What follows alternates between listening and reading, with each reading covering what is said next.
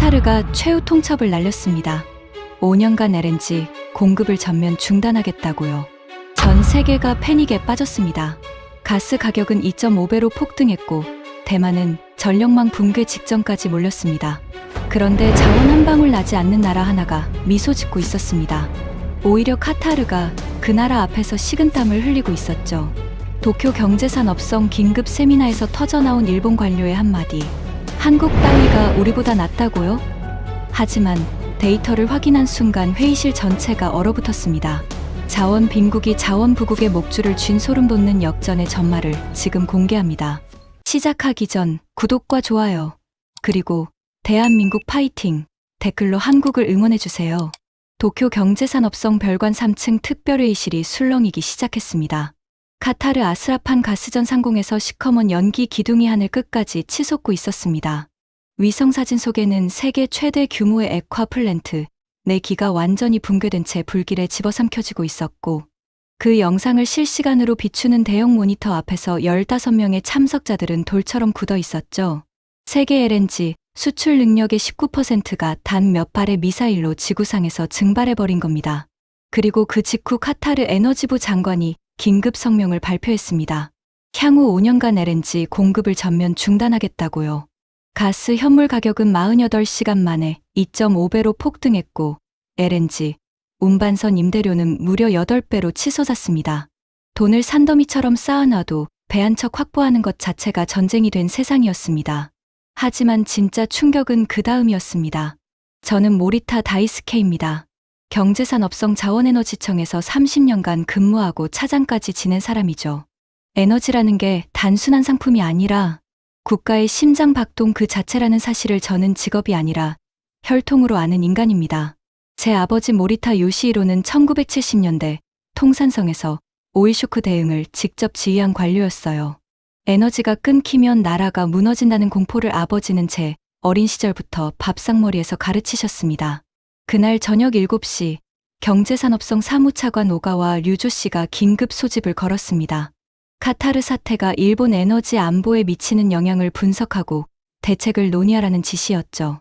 참석자 15명은 자원에너지청 현직 관료 4명, 에너지 기업 임원 3명, 대형 해운사 간부 3명, 조선업계 관계자 2명, 에너지 안보연구원 2명, 그리고 사무차관 오가와 씨까지였습니다. 회의실에 들어서는 순간 형광등 아래 창백하게 빛나는 참석자들의 얼굴이 눈에 들어왔어요. 에어컨이 가동되고 있는데도 공기가 무겁고 텁텁했습니다. 커피 냄새와 양복 원단에 밴 담배 냄새가 뒤섞여 코끝을 찔렀죠. 누군가의 태블릿에서 실시간 뉴스 알림이 연신 울리고 있었고, 그 전자음이 회의실의 긴장을 한층 더 조여왔습니다. 저는 오가와 사무차관의 요청으로 분석 발표를 맡았습니다. 30년간 에너지 정책을 설계한 경험을 바탕으로 이번 사태의 본질을 짚어달라는 것이었죠. 저는 프레젠테이션 첫 페이지를 띄우지 않은 채 참석자들의 눈을 하나하나 바라봤습니다. 그리고 질문을 던졌어요. 여러분, 지금 이 순간 지구상에서 가장 평온한 나라가 어디인지 아십니까? 회의실에 어색한 침묵이 흘렀습니다.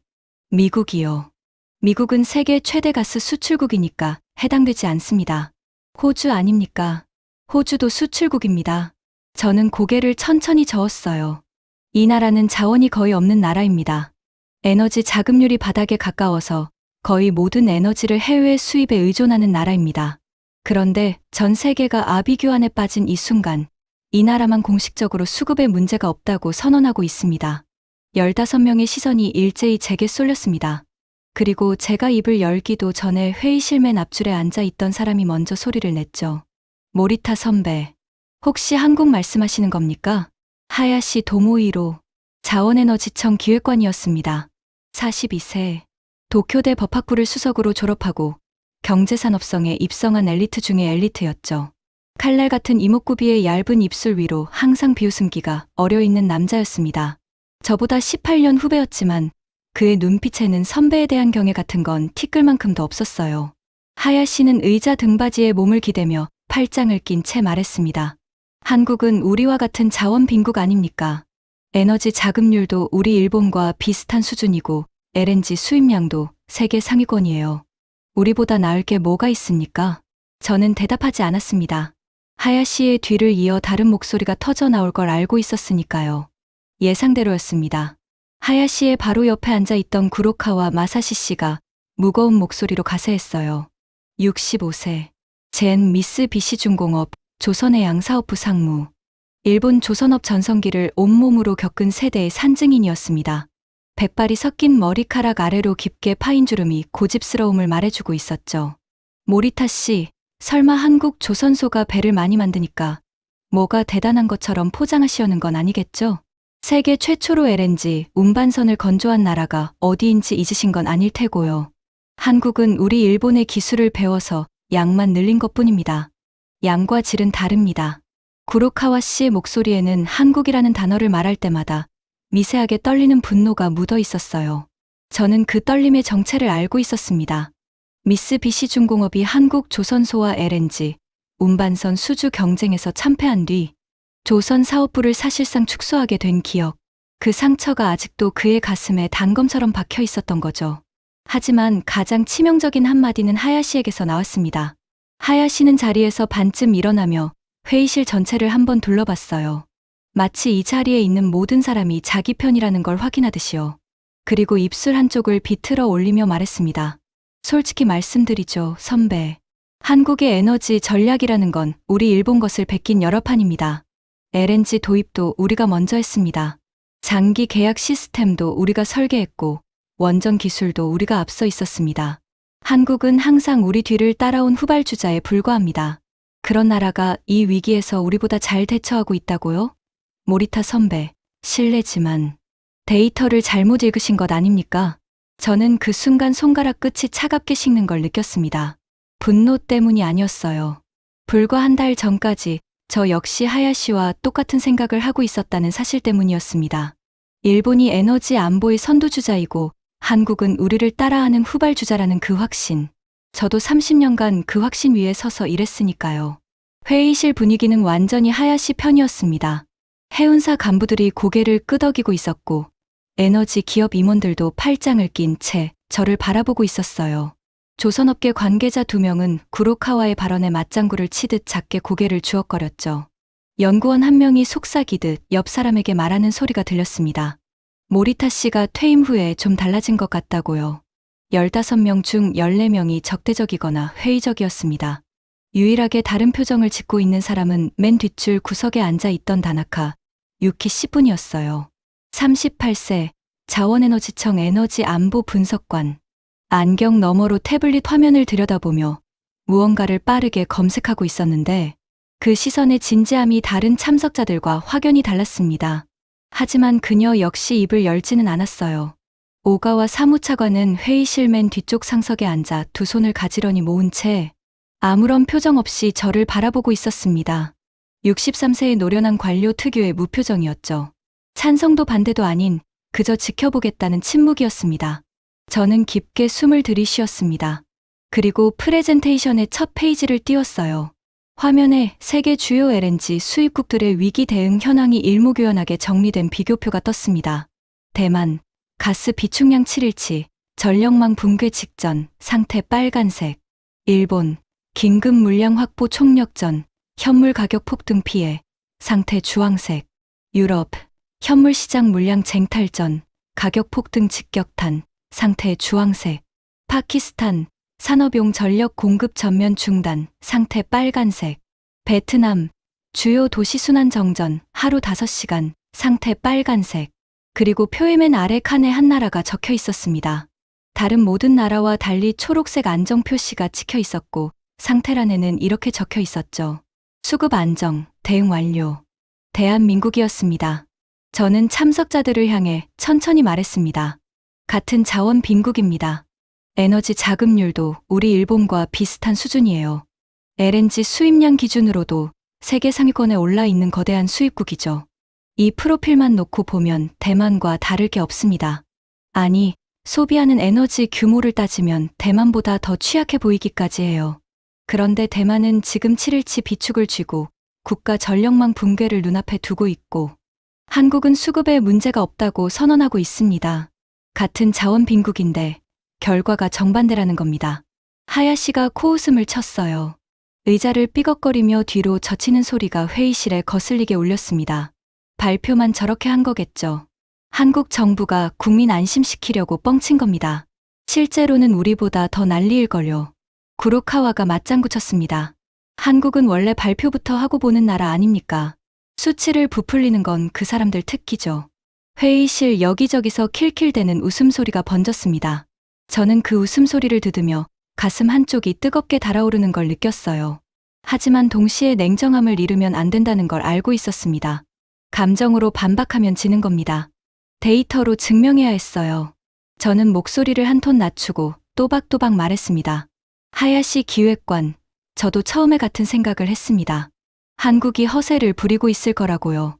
저도 30년간 일본 에너지 정책을 설계하면서 한국은 항상 우리 뒤를 따라오는 후발주자라고 믿어왔으니까요. 하지만 제가 직접 데이터를 추적하기 시작한 순간 그 믿음이 무너졌습니다. 저는 잠시 말을 멈추고 회의실을 한번 둘러봤어요. 비웃음 섞인 표정, 팔짱 낀 자세, 관심 없다는 듯 스마트폰을 만지작거리는 손가락들. 적대적인 공기가 벽 사방에서 저를 압박하고 있었습니다. 하지만 그 압박감 속에서 저는 한 가지를 분명히 느꼈어요. 이 회의실에 있는 사람들 중 단 한 명도 제가 지금부터 보여줄 데이터를 직접 확인해 본 적이 없다는 사실을요. 하야시도, 구로카와도, 해운사 간부들도 모두 한국을 멸시하는 오래된 습관 위에 앉아서 편견이라는 안경을 벗지 못하고 있었습니다. 저 역시 한 달 전까지 그 안경을 끼고 있었으니까 그 심정을 너무나 잘 알고 있었죠. 저는 두 번째 슬라이드를 준비하며 하야시를 똑바로 바라봤습니다.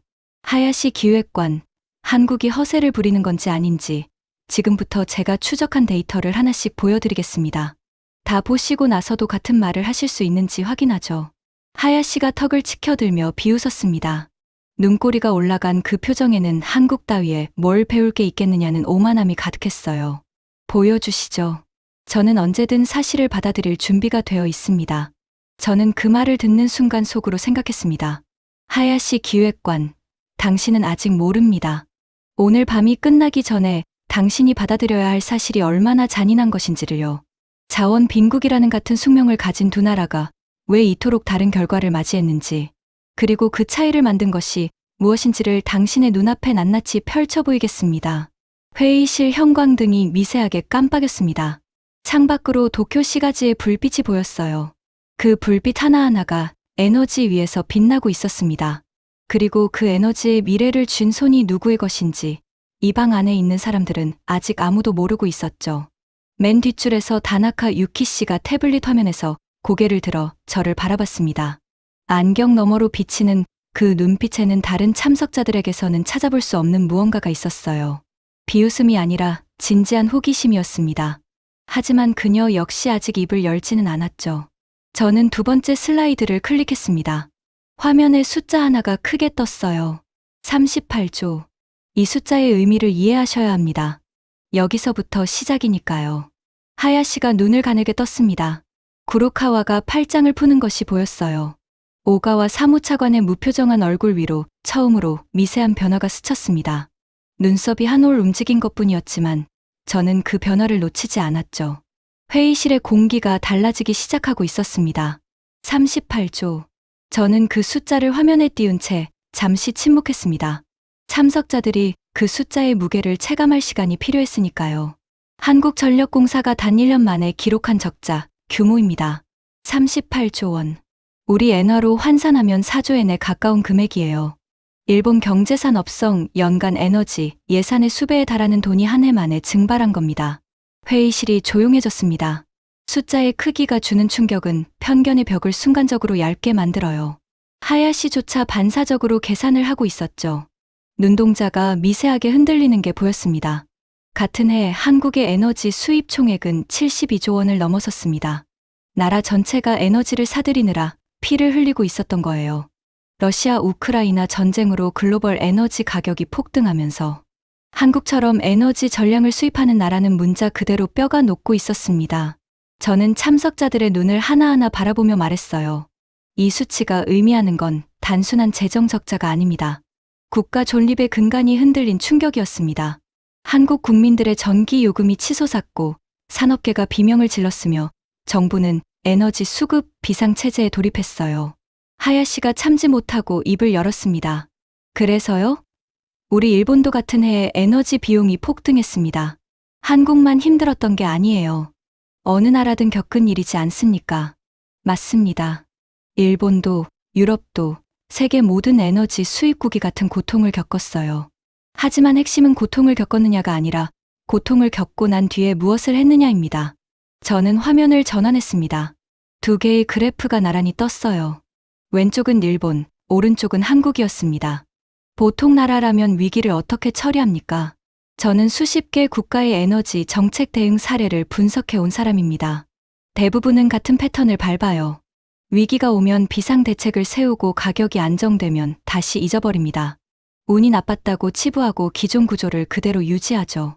저는 잠시 말을 끊고 회의실을 둘러봤습니다. 몇몇 참석자의 표정이 불편하게 굳어 있었어요. 제 말이 누구를 가리키고 있는지 모를 리 없었으니까요. 솔직히 말씀드리겠습니다. 우리 일본이 정확히 그랬습니다. 에너지 가격이 폭등했을 때 긴급 대책을 세우고 보조금을 풀었지만 가격이 안정되자 근본적인 구조 개편은 슬며시 뒤로 밀렸어요. 카타르 의존도를 줄여야 한다는 보고서는 작성됐지만 실행은 미뤄졌습니다.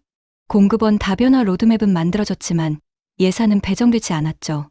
여기 계신 분들 중 이 사실을 부정할 수 있는 분이 있으십니까? 침묵이었습니다. 하야시의 입술이 파르르 떨렸지만 반박하지 못했어요. 자원에너지청 현직 관료인 그가 이 사실을 모를 리 없었으니까요. 자기 책상 위에 쌓여있는 미집행 로드맵, 문서들이 떠오른 거겠죠. 한국은 달랐습니다. 저는 단호하게 말했습니다. 38조 원짜리 수업료를 낸 한국은 같은 수업료를 2번 내지 않겠다고 결심했어요. 이건 정책 문서에 적힌 문구가 아니라 제가 한국의 에너지 전략 변화를 추적하면서 도달한 결론입니다. 한국은 에너지 전략의 체질 자체를 뜯어고치기 시작했습니다. 하야시가 턱을 괴며 눈을 가늘게 떴습니다. 인정하고 싶지 않지만 반박할 카드를 아직 찾지 못한 표정이었어요.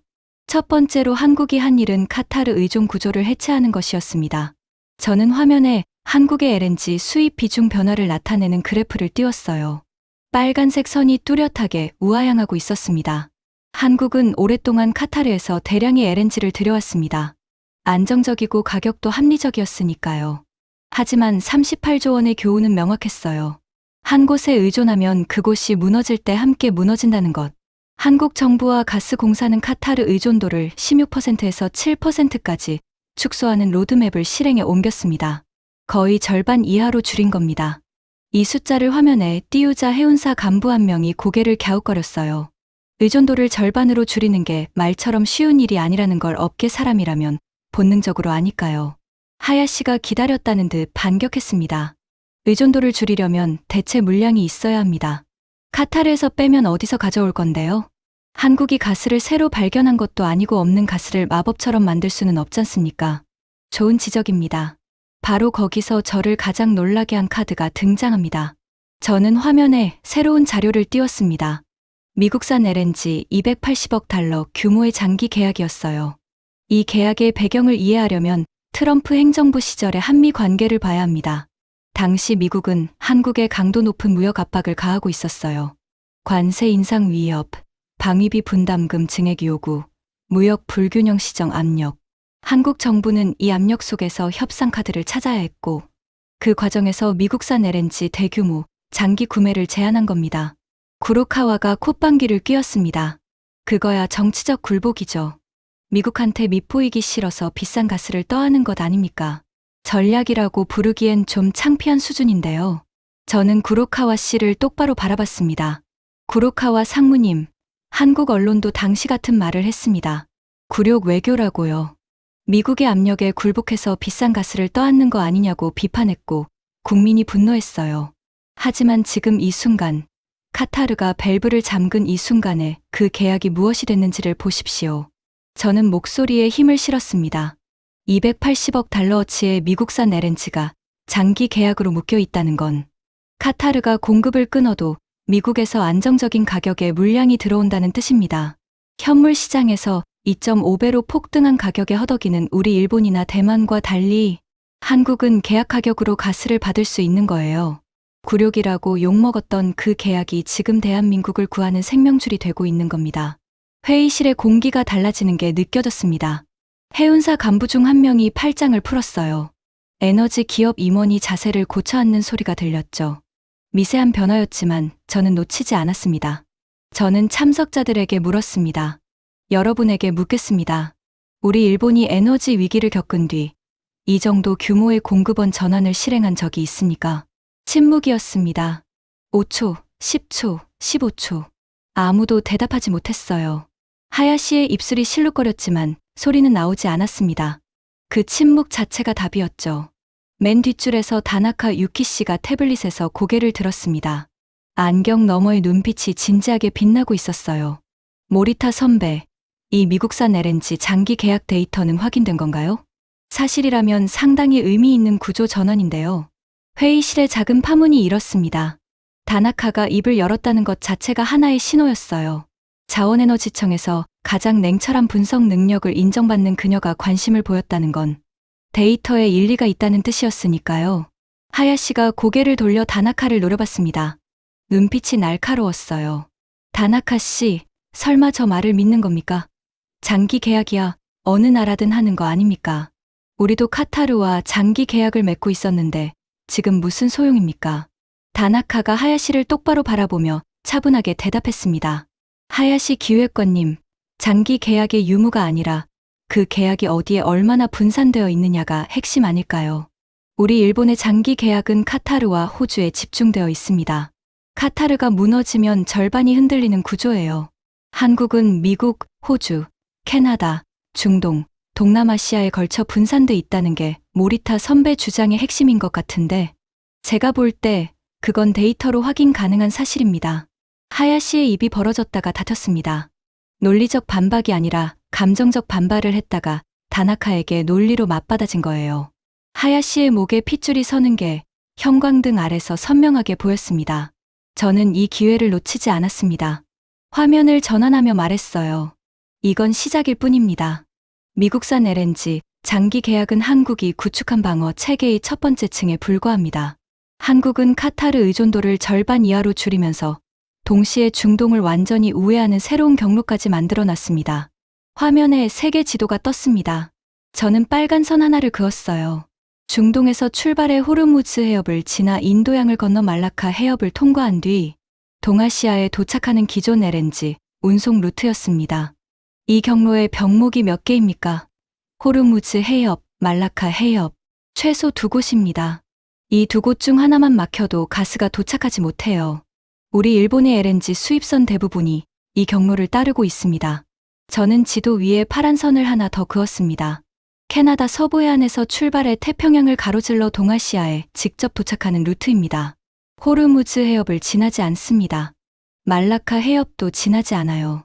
중동의 지정학적 불안정성과 완전히 분리된 독자적 공급 경로입니다.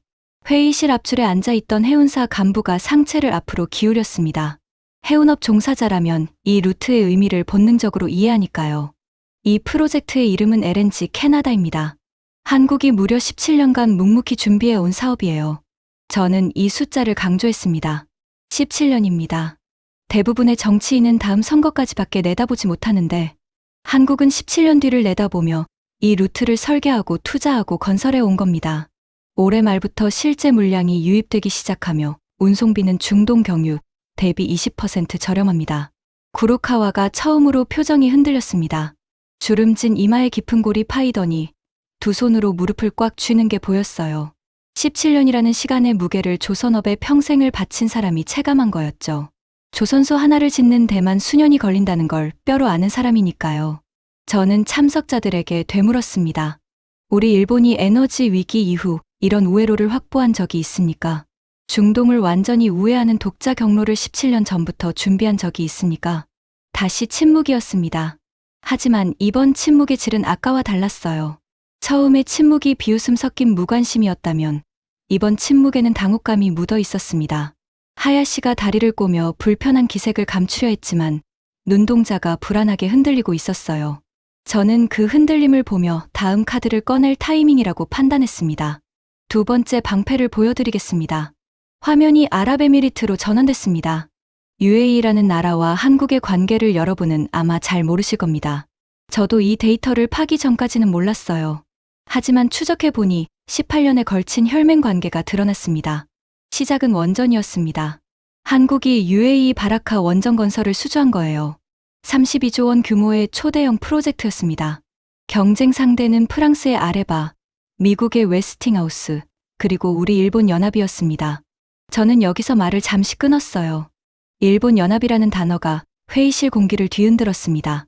이 자리에 앉아있는 사람들 중 당시 수주 전에 간접적으로든 관여했던 사람이 있을 수 있었으니까요.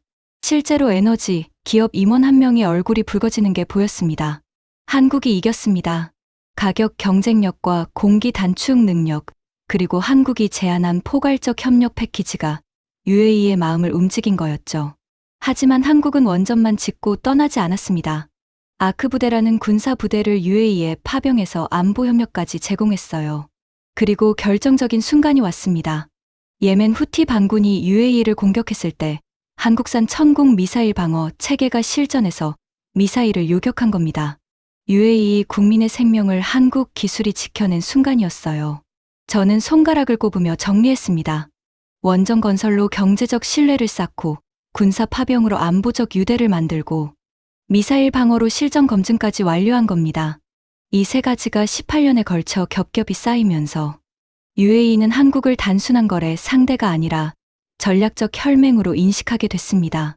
그 결과가 이번 카타르 사태에서 드러났죠. UAE가 한국에 가장 먼저 에너지를 공급하겠다고 나선 겁니다. 저는 회의실을 천천히 둘러보며 한마디를 더했습니다. 같은 중동 산유국인 UAE가 카타르의 공백을 메우겠다며 한국을 최우선 순위에 놓은 거예요. 우리 일본이 아니라요. 이 말이 떨어지는 순간 회의실의 온도가 2도쯤 내려간 것 같았습니다. 일본도 UAE에서 대량의 에너지를 수입하는 나라인데 한국이 우선순위에서 앞서버렸다는 의미를 참석자들이 체감한 거예요. 해운사 간부 3명이 동시에 자세를 고쳐 앉았습니다. 에너지 기업 임원 1명이 메모지를 꺼내 무언가를 적기 시작했어요. 연구원 2명이 서로 눈빛을 교환했습니다. 회의실의 공기가 뚜렷하게 바뀌고 있었죠. 하야시의 얼굴이 굳어져 있었습니다.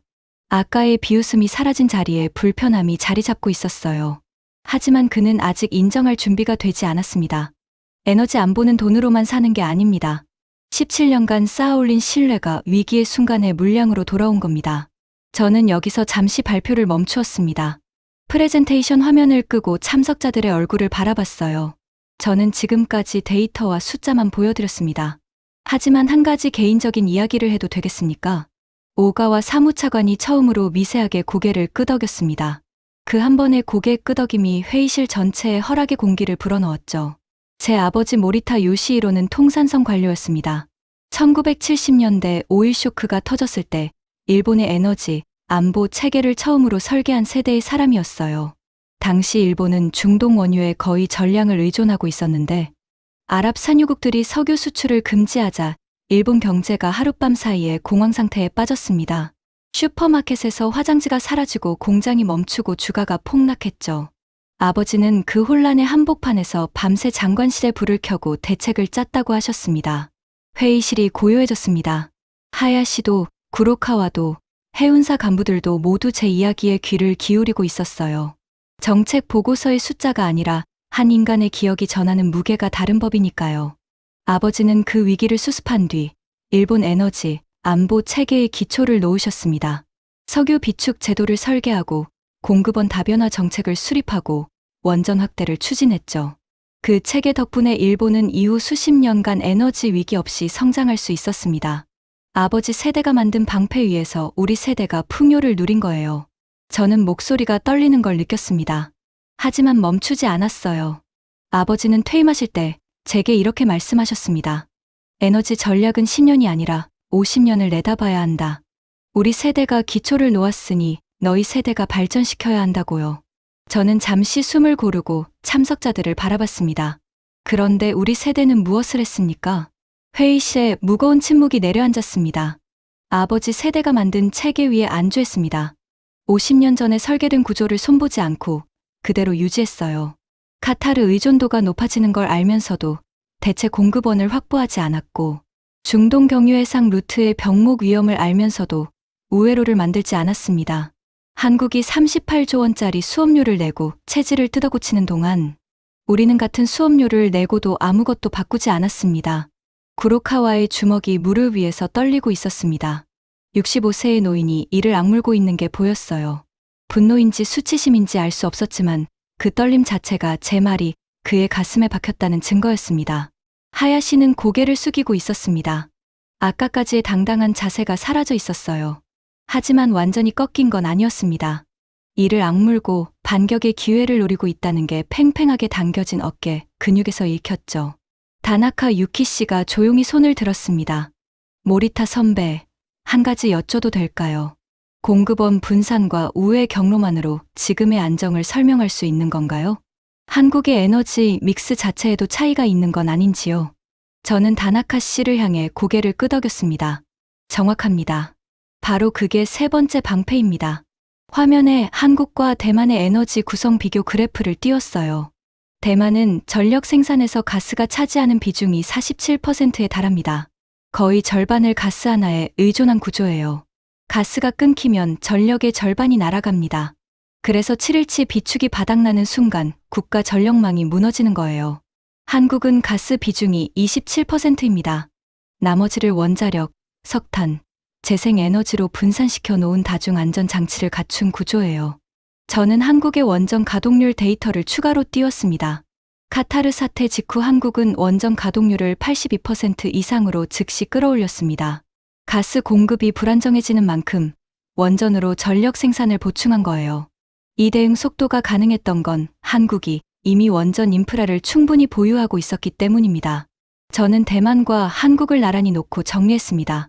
대만은 717을 쥐고 떨고 있고 한국은 세 겹의 방패 뒤에서 미소 짓고 있습니다. 미국산 LNG, 장기 계약으로 카타르 의존도를 절반 이하로 줄이고 17년간 준비한 캐나다 태평양 직항로로 중동 병목을 완전히 우회하고 UAE 18년 혈맹으로 중동 내에서도 우선 공급권을 확보하고 에너지 믹스로 가스 의존도 자체를 27%로 낮춰놓은 겁니다.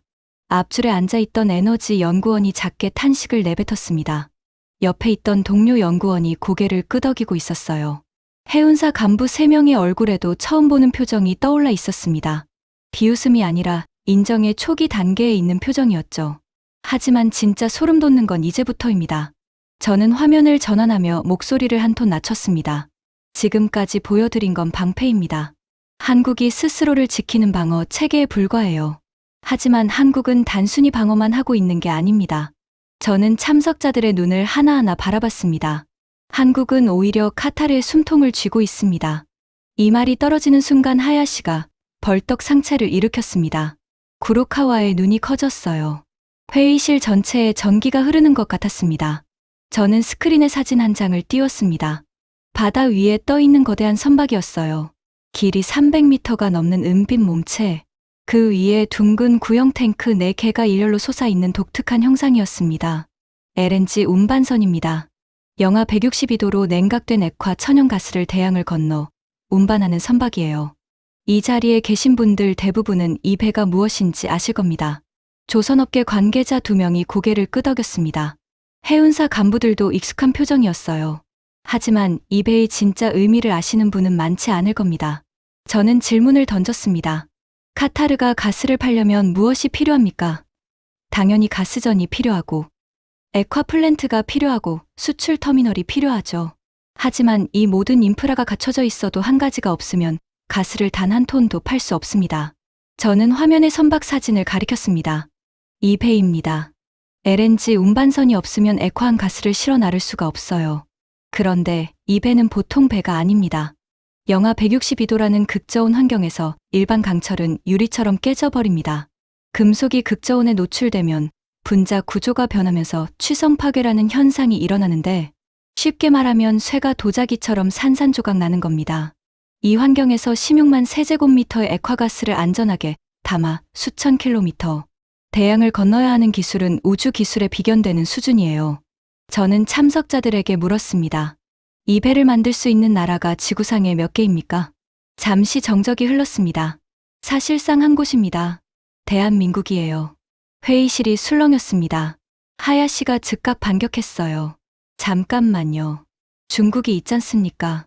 후동중화 조선소가 이미 LNG, 운반선을 건조하고 있습니다. 한국만 만들 수 있다는 건 과장이에요.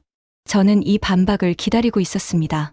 중국도 LNG, 운반선 건조를 시도하고 있는 건 사실입니다. 하지만 제가 수집한 데이터가 보여주는 현실은 처참해요. 저는 중국산 LNG, 운반선의 사고 보고서를 화면에 띄웠습니다. 중국산 운반선에서 극저온 화물창의 단열 성능 미달이 반복적으로 보고됐습니다. 항해 중 가스 누출이 발생한 사례가 확인됐고 엔진 정지를 포함한 치명적 결함도 기록돼 있어요. 16만 세제곱미터의 폭발성 액화가스를 싣고 대양을 건너는 배에서 가스가 샌다는 건 재앙을 의미합니다. 선주사와 에너지 기업들이 중국산 운반선에 자사의 화물을 맡기지 않는 이유가 바로 이겁니다. 구로카와의 얼굴이 돌처럼 굳어졌습니다. 조선업에 평생을 바친 그가 이 데이터의 의미를 모를 리 없었어요. 미쓰비시중공업이 한국조선소와 경쟁하다 패배한 기억이 가슴을 후벼 파고 있었겠죠. 한국의 현대중공업, 삼성중공업, 하나오션. 이 세 조선소가 전 세계 LNG, 운반선 수주의 78%를 차지하고 있습니다. 78이라는 숫자가 화면에 크게 떴습니다. 단순히 시장 점유율이 높은 게 아닙니다. 기술적으로 대체 불가능한 위치에 있는 거예요. 하야시의 얼굴에서 마지막 비웃음의 잔해가 사라지는 게 보였습니다. 78%라는 숫자 앞에서 한국 따위라는 말이 얼마나 공허한지를 숫자가 증명하고 있었으니까요. 그리고 여기서 진짜 반전이 등장합니다. 저는 화면에 카타르의 노스필드 가스전 확장 프로젝트 자료를 띄웠습니다. 카타르가 세계 최대 규모의 가스전을 더 확장해서 수출 능력을 대폭 늘리겠다는 국가적 프로젝트입니다. 이 프로젝트가 완성되면 카타르는 글로벌 LNG 시장에서의 지배력을 한층 강화할 수 있어요. 하지만 가스전을 확장해봐야 그 가스를 실어 나를 배가 없으면 아무 소용이 없습니다. 카타르는 이 확장 프로젝트를 위해 대규모 LNG, 운반선 발주를 계획하고 있었고 그 배를 건조할 수 있는 곳은 한국 조선소뿐이었습니다. 카타르는 이미 한국 조선소의 건조 슬롯을 예약해 놓은 상태예요. 슬롯이란 조선소의 도크에서 배를 건조할 수 있는 일정과 공간을 의미하는데 한국 조선소의 슬롯은 이미 수년치가 꽉 차 있습니다. 새로 주문해도 배를 받기까지 최소 4년에서 6년이 걸리는 구조예요. 저는 참석자들을 천천히 둘러보며 말했습니다. 이 구조가 의미하는 바를 설명드리겠습니다. 카타르가 한국에 대해 가스 공급을 끊겠다고 위협한다고 가정해 봅시다. 한국이 할 수 있는 대응은 간단합니다. 저는 한 박자 쉬었어요. 15명의 시선이 제 입술에 집중돼 있었습니다. 그러시면 저희도 배 건조를 5년 미루겠습니다. 이 한마디면 끝입니다. 카타르가 배를 제때 받지 못하면 노스필드 확장 프로젝트가 지연되고 가스를 생산해도 실어 나를 수 없으니 수출이 막히고 수출이 막히면 카타르의 국가 경제가 마비됩니다. 카타르 GDP의 압도적 비중이 에너지 수출에 의존하고 있으니까요. 회의실이 완전한 정적에 빠졌습니다. 펜 떨어지는 소리조차 들릴 것 같은 고요함이었어요. 가스를 끊겠다고 협박한 건 카타르인데 그 협박이 실행되는 순간 더 큰 고통을 받는 쪽도 카타르라는 역설. 자원 빈국이 자원 부국의 숨통을 쥐고 있는 이 역전된 권력 구조를 참석자들이 이해하기 시작한 거였습니다. 바로 그때 하야시가 의자를 박차고 일어났습니다. 모리타 선배, 목소리가 떨리고 있었어요. 분노인지 당혹감인지 구분이 안 되는 떨림이었습니다. 형광등 아래에서 하야시의 이마에 땀방울이 맺혀 있는 게 보였죠. 일본인이 일본을 깎아내리고 한국을 띄우는 게 그렇게 즐거우십니까? 도대체 어느 나라 사람이십니까? 회의실의 긴장이 폭발 직전까지 치솟았습니다. 참석자들의 눈이 저와 하야시 사이를 번갈아 오갔어요. 누군가의 숨소리가 거칠어지는 게 들렸습니다. 저는 하야시를 똑바로 바라봤습니다. 그의 눈 속에서 공포를 봤어요. 자기가 30년간 믿어온 것이 무너지고 있다는 공포. 일본이 한국보다 위에 있다는 전제가 깨지는 순간을 차마 받아들이지 못하는 사람의 공포였습니다. 저는 목소리를 낮추되 또렷하게 말했습니다. 하야시 기획관. 저는 일본을 깎아내리는 게 아닙니다. 일본이 왜 한국에 뒤처졌는지를 직시하자는 겁니다. 직시하지 않으면 영원히 따라잡을 수 없으니까요. 저는 일본이 다시 앞서길 바라는 사람입니다. 그러려면 먼저 현실을 인정해야 합니다. 하야시의 입이 벌어졌다가 닫혔습니다. 반박하려 했지만 논리가 아닌 감정만 남아 있다는 걸 스스로도 알아챈 거예요. 바로 그 순간이었습니다. 회의실 맨 뒤쪽 상석에서 오가와 사무차관이 입을 열었어요. 세미나가 시작되고 처음으로 내는 목소리였습니다. 하야시 군. 단 3글자였습니다. 하지만 그 3글자가 회의실의 공기를 갈랐어요. 63세 관료의 나지막하지만 절대적인 권위가 실린 목소리였습니다. 앉아. 끝까지 들어보자. 하야시의 몸이 굳었습니다. 사무차관의 한마디에 반사적으로 허리가 접히며 의자에 주저앉았어요. 그 모습을 보면서 저는 속으로 한 가지를 확신했습니다. 오가와 사무차관이 제 발표를 끝까지 들을 의향이 있다는 것. 그건 이 세미나의 결론이 하야시가 원하는 방향으로는 흘러가지 않을 것이라는 신호였습니다. 회의실의 분위기가 결정적으로 전환됐습니다. 하야시라는 방파제가 무너지자 참석자들의 표정이 일제히 바뀌었어요. 팔짱을 끼고 있던 에너지 기업 임원들이 팔을 풀었고 메모를 하기 시작한 사람이 늘었습니다. 해운사 간부 한 명이 옆 사람에게 뭔가를 속삭였는데 그 표정이 비웃음이 아니라 진지한 의논이었죠. 연구원 한 명이 조용히 손을 들었습니다. 모리타 씨, 그렇다면 유럽도 러시아 에너지 의존에서 벗어났는데 카타르도 한국 조선소 대신 다른 곳을 찾으면 되는 거 아닙니까? 저는 이 질문을 기다리고 있었습니다. 러시아 가스를 끊는 건 고통스럽지만 가능했습니다. 왜냐하면 가스 자체는 대체할 수 있으니까요. 미국산 LNG, 노르웨이 가스, 카타르 가스 등 공급원이 여러 곳 있었습니다. 하지만 LNG, 운반선의 경우는 상황이 완전히 다릅니다. 저는 한 글자 한 글자에 힘을 실었습니다. 이 수준의 극저온 운반선을 건조할 수 있는 기술과 설비를 가진 곳이 한국 외에는 사실상 없습니다. 대체제가 존재하지 않는 거예요. 러시아 가스는 다른 가스로 바꿀 수 있었지만 한국 조선소는 다른 조선소로 바꿀 수가 없습니다. 질문한 연구원이 고개를 천천히 끄덕였습니다. 옆에 앉은 동료 연구원도 같이 끄덕이고 있었어요. 저는 마지막으로 한 가지 개념을 더 설명했습니다. 한국이 만든 LNG, 운반선은 단순한 배가 아닙니다. 움직이는 파이프라인입니다. 이 개념이 왜 중요하냐면 우리 일본이 당한 일과 직결되기 때문입니다. 유럽은 러시아 가스에 의존할 때 노르드 스트림이라는 고정 파이프라인으로 가스를 받았어요. 고정 파이프라인의 치명적 약점은 방향을 바꿀 수 없다는 겁니다. 러시아가 밸브를 잠그면 그 관은 쓸모없는 고철이 됩니다. 한국산 LNG 운반선은 다릅니다. 배는 방향을 틀 수 있으니까요. 중동에서 가스가 안 오면 미국으로 배를 보냅니다. 미국 가격이 너무 비싸면 호주로 방향을 바꾸고 호주마저 어려우면 캐나다 태평양 직항로가 기다리고 있어요. 저는 참석자들을 바라보며 말했습니다. 자원을 가진 자가 지배하던 시대는 끝났습니다. 자원을 운반하는 기술을 가진 자가 지배하는 시대가 열렸어요. 다나카 유키 씨가 안경을 벗어 닦으며 낮은 목소리로 중얼거렸습니다. 자원이 없는 나라가 자원부국을 쥐고 있다. 그 한마디가 회의실에 메아리치듯 퍼졌습니다. 누구도 반박하지 않았어요. 창밖으로 도쿄의 야경이 반짝이고 있었습니다. 어느새 밤 10시가 넘어 있었죠.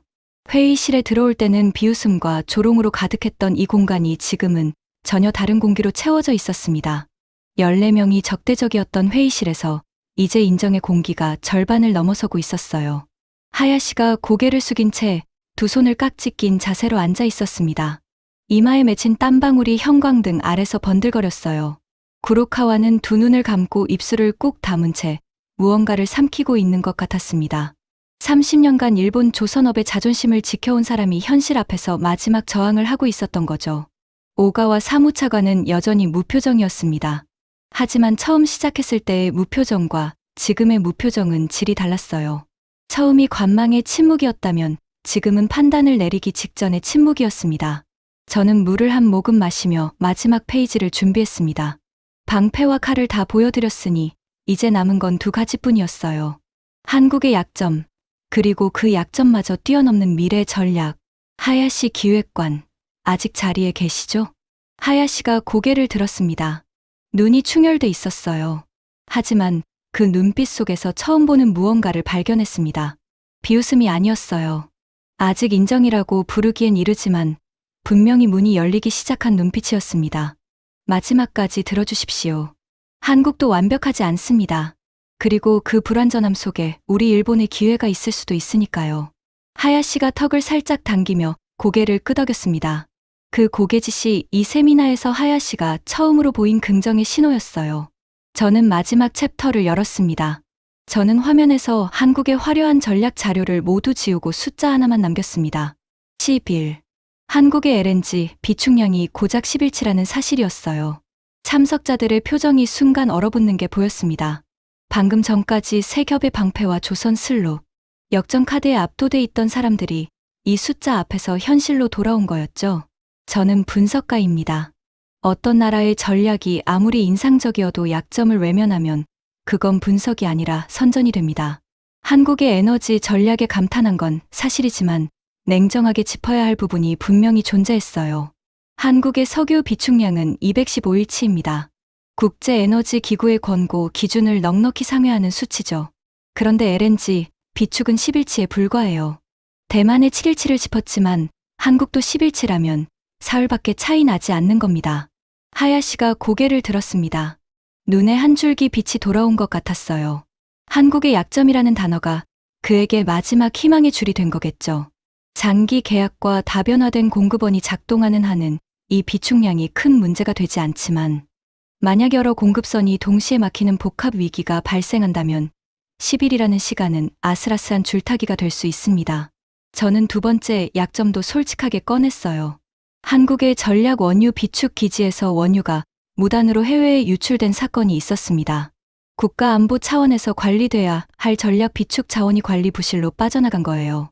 아무리 좋은 전략을 설계해도 현장에서 이런 구멍이 뚫리면 전체 신뢰가 흔들립니다. 구로카와가 고개를 끄덕였습니다. 조선소 운영에서 현장 관리의 중요성을 뼈로 아는 사람이었으니까요. 세 번째로 짚어야 할 건 국민이 체감하는 현실적 고통이었습니다.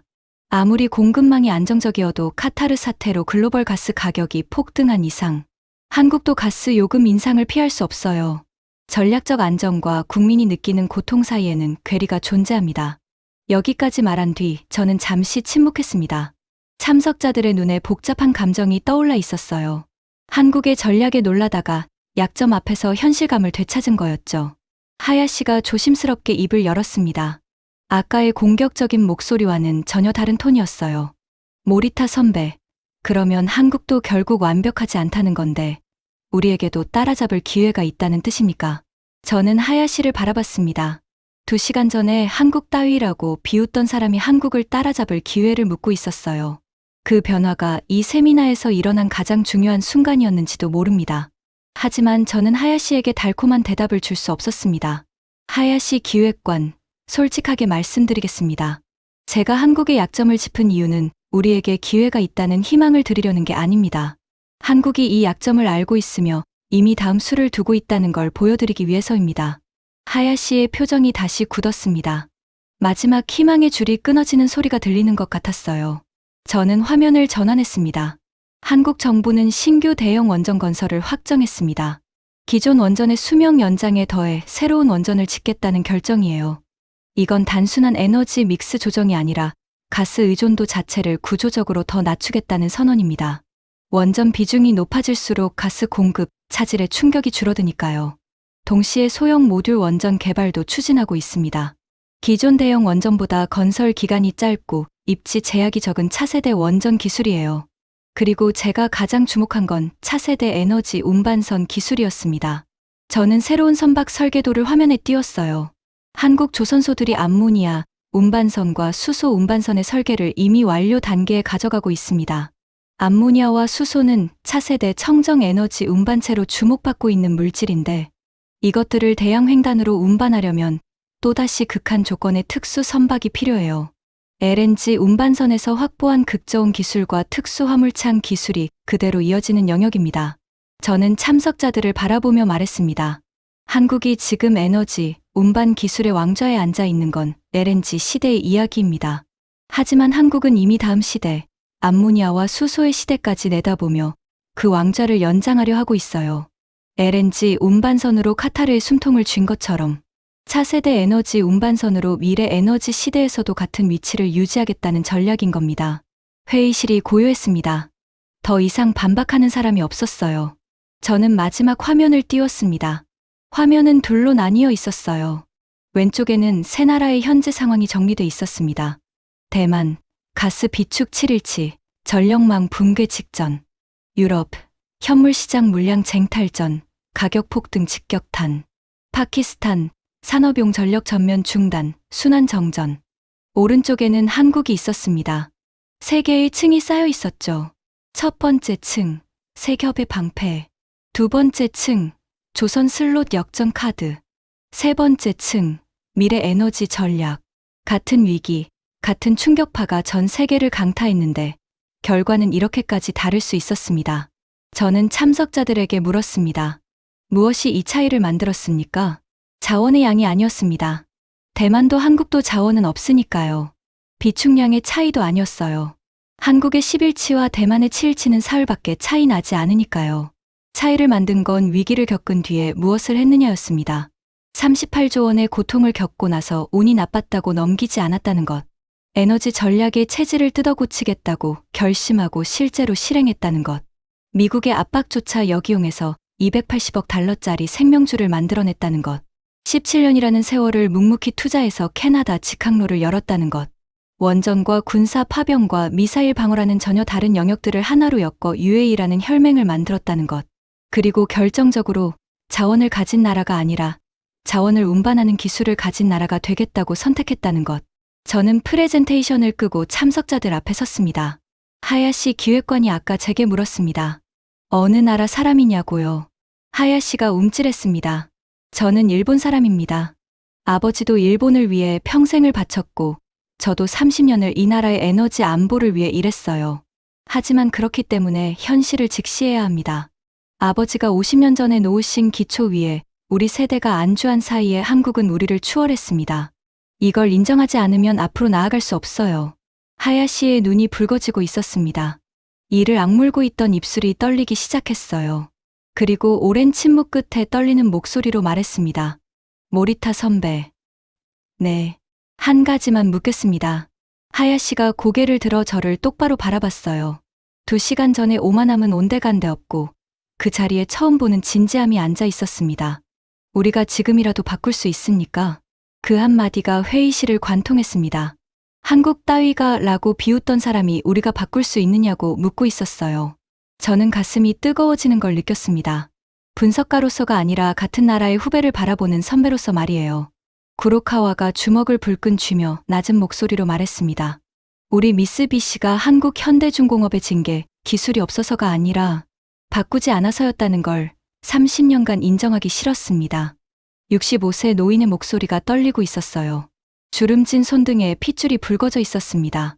일본 조선업의 자존심을 상징하는 사람이 공개적으로 패배를 인정하는 순간이었죠. 회의실 여기저기서 작은 탄식이 흘러나왔습니다. 다나카 유키 씨가 안경을 벗고 눈시울을 훔치는 게 보였어요. 해운사 간부 한 명이 고개를 깊이 숙이고 있었고 에너지 기업 임원이 메모지 위에 무언가를 힘주어 쓰고 있었습니다. 바로 그때였습니다. 오가와 사무차관이 자리에서 천천히 일어났어요. 회의실의 모든 시선이 그에게 집중됐습니다. 63세의 노련한 관료가 양복 재킷의 단추를 하나 풀며 참석자들을 둘러봤어요. 모리타 군. 네, 사무차관님. 오늘 이 세미나에서 내가 가장 충격받은 건 한국의 전략이 아닙니다. 오가와의 목소리는 낮았지만 회의실 구석구석까지 또렷하게 닿았습니다. 우리 일본이 왜 같은 걸 하지 못했느냐는 질문입니다. 저는 오가와 사무차관의 눈을 바라봤어요. 30년간 관료 생활을 하면서 온갖 위기를 넘겨 온 사람의 눈이었습니다. 그 눈에 처음으로 분명한 결의가 서리는 게 보였죠. 자원이 없다는 건 숙명입니다. 우리도 한국도 그 숙명에서 벗어날 수 없어요. 하지만 그 숙명을 어떻게 받아들이느냐는 선택입니다. 한국은 숙명을 원망하지 않고 기술과 전략으로 뒤집었습니다. 우리는 과거의 영광에 안주했어요. 오가와가 하야시를 바라봤습니다. 하야시 군, 자네가 물었지. 바꿀 수 있느냐고. 바꿀 수 있어. 하지만 오늘 이 방에서 나간 뒤에도 한국 따위라는 생각을 버리지 못하면 영원히 못 바꿔. 하야시의 어깨가 한 차례 크게 떨렸습니다. 오가와가 저를 향해 고개를 돌렸어요. 모리타 군, 내일 아침 장관에게 보고하겠습니다. 일본 에너지 안보 전략의 전면 재검토가 필요하다고. 오늘 자네가 보여준 자료를 첨부해도 되겠나? 저는 깊이 고개를 숙였습니다. 물론입니다, 사무차관님. 회의실을 나서기 전 저는 창가에 잠시 멈춰 섰습니다. 도쿄의 야경이 눈아래 펼쳐져 있었어요. 무수한 불빛들이 밤하늘 아래서 반짝이고 있었습니다. 그 불빛 하나하나가 에너지 위에서 빛나고 있었죠. 아버지가 50년 전에 놓으신 기초 위에서 우리 세대는 너무 오래 쉬었습니다. 그 사이에 한국이라는 나라는 38조 원짜리 고통을 발판으로 삼아 세계 에너지 질서의 규칙을 바꿔놓았어요. 자원이 없다는 숙명을 원망하지 않고 사람의 머리와 기술과 꺾이지 않는 집념으로 거대한 자원, 제국들의 숨통을 쥐는 나라가 된 겁니다. 에너지를 소유한 자가 세상을 지배하던 시대는 저물고 있습니다. 에너지를 설계하고 운반하고 통제하는 기술을 가진 자가 지배하는 새로운 시대가 열리고 있어요. 그리고 그 왕좌에 대한민국이 앉아 있습니다. 저는 한 가지를 확신하며 회의실을 나섰습니다. 에너지 안보의 미래를 이해하려면 중동의 유전이 아니라 한국의 조선소를 봐야 한다는 것을요. 복도를 걸으며 뒤를 돌아봤습니다. 회의실 문 너머로 참석자들이 자리에서 일어나지 못한 채 무언가를 곱씹고 있는 모습이 보였어요. 하야시가 양손으로 얼굴을 감싸고 있었고 구로카와가 창밖을 멍하니 바라보고 있었습니다. 다나카 유키 씨가 메모장을 꽉 쥔 채 무언가를 빠르게 적고 있었어요. 그리고 오가와 사무차관이 빈 회의실에 홀로 서서 커진 모니터 화면을 바라보고 있었습니다. 화면에는 제가 마지막으로 띄운 비교표가 그대로 남아 있었죠. 왼쪽에 빨간 경고등들과 오른쪽에 초록색 안정 표시. 그 대비를 응시하는 오가와의 뒷모습에서 저는 변화의 시작을 봤습니다. 도쿄의 밤은 깊었습니다. 하지만 경제산업성 별관 3층의 불빛은 꺼지지 않고 있었어요. 지금까지 도쿄 경제산업성에서 벌어진 충격적인 역전의 이야기였습니다. 자원이 없다는 숙명을 기술과 전략으로 뒤집어 버린 대한민국. 이 이야기가 자랑스러우셨다면 주변에 널리 공유해 주세요. 구독과 좋아요도 부탁드립니다. 지금까지 코리아 소울이었습니다. 감사합니다.